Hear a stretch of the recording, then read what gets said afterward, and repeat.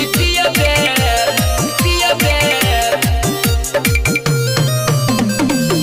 अपना मौसी के दूध जदि पियबे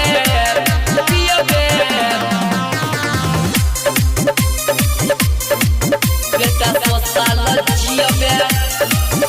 अपना मौसी के दूध जदि पियबे बेटा 100 साल जियबे अपना मौसी के दूध जदि पियबे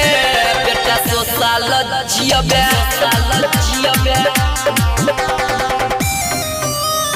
पिए में करन कन को तू शरम है बे जवान तारा बे तू गरम अपना मामी के दूध जदि पियबे बेटा 100 साल जियबे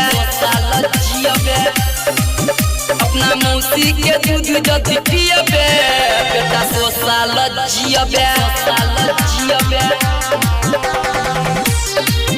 अपना मौसी के दूध जदि पियबे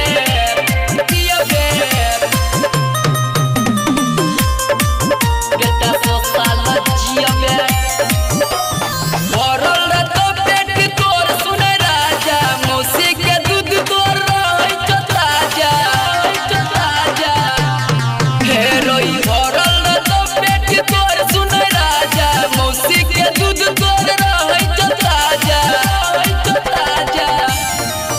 दुनु बेर तू दूध जदि पियबे बेटा 100 साल जियबे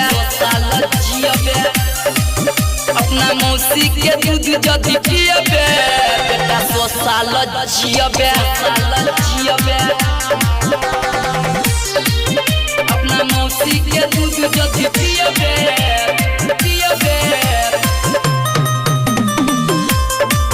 बेटा 100 साल जियबे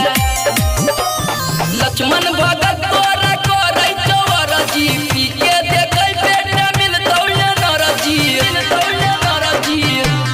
सुन रे लक्ष्मण भगत तोरा करै चवर जी पी के देखै बेटा मिलतौ नरजी लगे चुसनी के देना तू चुसबे बेटा 100 साल जियबे अपना मौसी के दूध जदि पियबे बेटा 100 साल जियबे बेटा 100 साल जियबे।